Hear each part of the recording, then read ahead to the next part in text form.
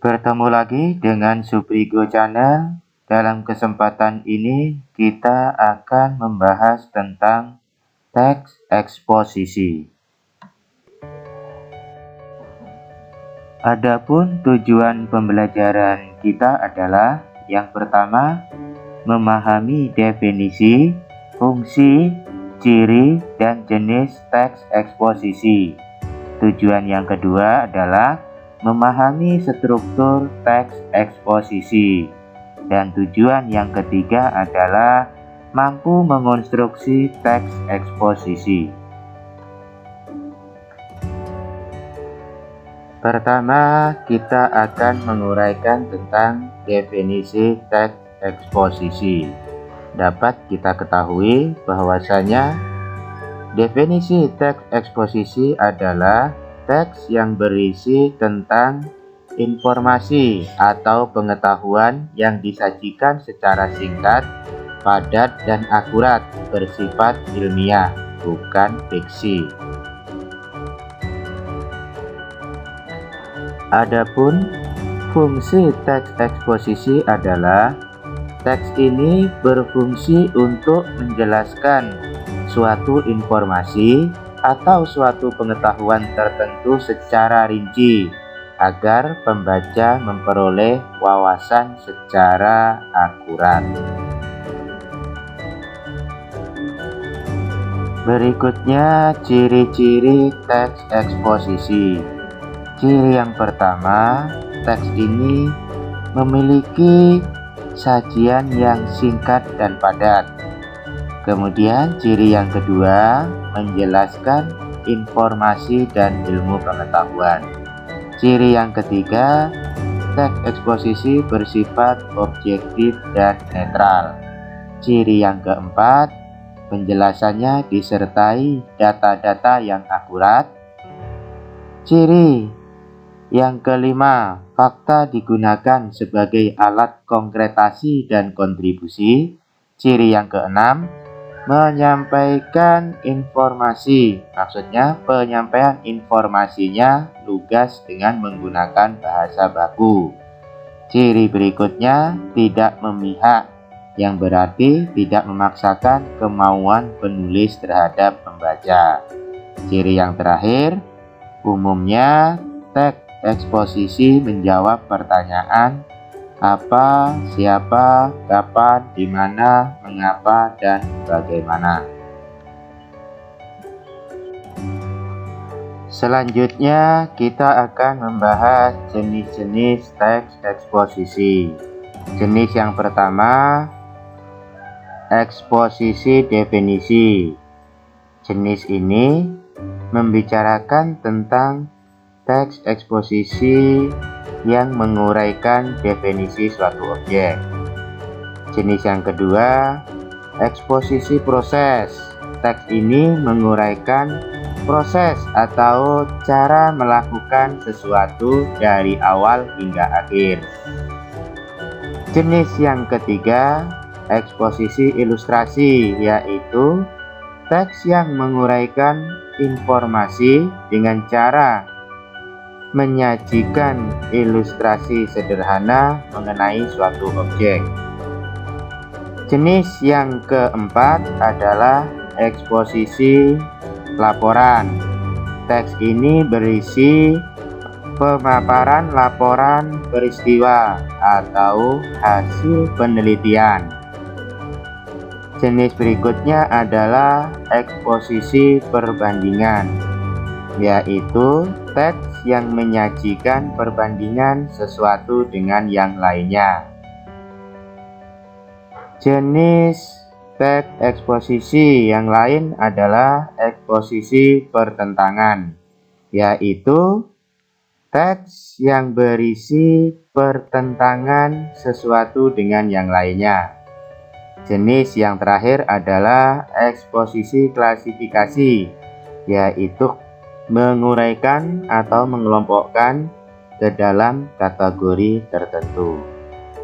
Ya, ini adalah jenis-jenis teks eksposisi. Selanjutnya adalah struktur teks eksposisi. Struktur teks eksposisi pada dasarnya memiliki 3 struktur, tetapi di sini kita tambahkan satu, yaitu judul.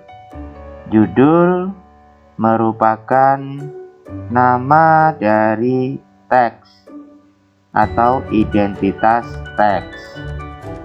Kemudian struktur yang kedua adalah tesis atau pernyataan pendapat. Bagian ini adalah bagian pembuka teks berisi pendapat umum terkait permasalahan. Struktur yang kedua adalah argumentasi atau alasan. Bagian ini menjelaskan untuk mendukung tesis yang disampaikan, berisi tentang argumentasi, dapat berupa alasan logis, hasil temuan, fakta-fakta, bahkan pernyataan para ahli. Struktur berikutnya adalah penegasan ulang atau simpulan. Bagian ini adalah bagian penutup yang menguraikan simpulan dan rekomendasi terhadap permasalahan yang dibahas sebelumnya. Adapun tahapan-tahapan menulis teks eksposisi adalah yang pertama menentukan topik. Jadi sebelum kita menulis, tentukan dulu topik apa atau permasalahan apa yang akan kita sajikan dalam teks. Setelah itu kita menentukan tujuan. Tujuan yang akan kita capai apa dalam tulisan ini.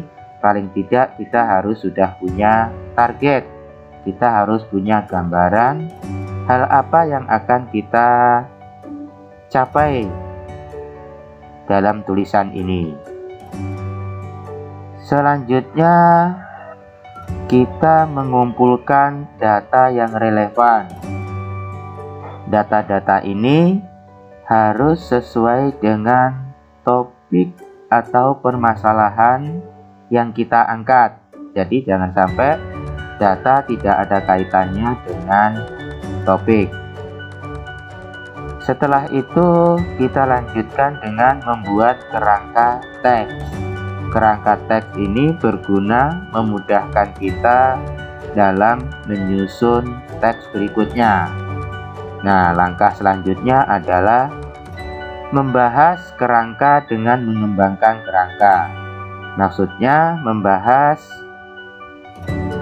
topik yang kita angkat tadi dengan mengembangkan kerangka yang telah kita susun sebelumnya. Selanjutnya, bagian terakhir adalah membuat simpulan terhadap pembahasan yang telah kita lakukan. Nah, itulah tadi tahapan atau langkah-langkah dalam menulis teks eksposisi. Selanjutnya, kita sajikan contoh teks eksposisi. Sesuai dengan struktur teks eksposisi, ada judul, tesis, argumentasi, dan penegasan ulang. Maka contoh ini telah diberi keterangan sesuai dengan struktur tersebut. Yang pertama adalah judul. Judulnya WTO Globalisasi. Bagian tesisnya, peran dan manfaat WTO globalisasi adalah memberikan dampak berupa perubahan pada pasar internasional. Salah satunya adalah liberalisasi perdagangan yang dipandang sebagai suatu upaya untuk meningkatkan daya saing ekonomi. Bagian argumentasinya adalah Indonesia yang menganut perekonomian terbuka sangat sulit untuk mengelak dari dinamika ekonomi internasional yang semakin global ini. Konsekuensinya, pasar domestik Indonesia tidak terlepas dari gejolak pasar dunia yang semakin liberal karena kebijakan unilateral dan ratifikasi kerjasama perdagangan internasional atau regional dan global yang harus dilakukan Indonesia. World Trade Organization atau WTO atau Organisasi Perdagangan Dunia merupakan satu-satunya badan internasional yang secara khusus mengatur masalah perdagangan antar negara.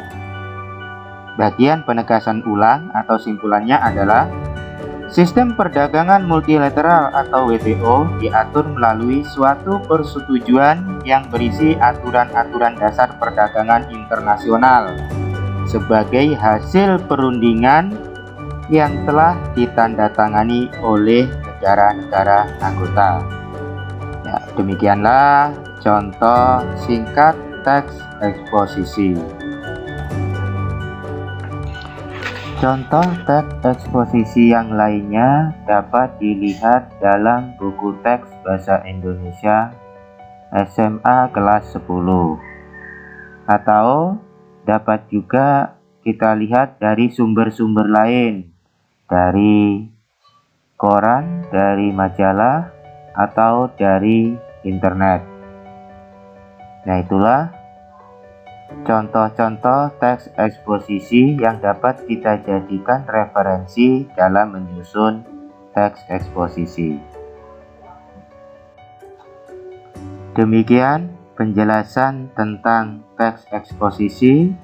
Semoga penjelasan tadi bermanfaat. Saya ucapkan terima kasih.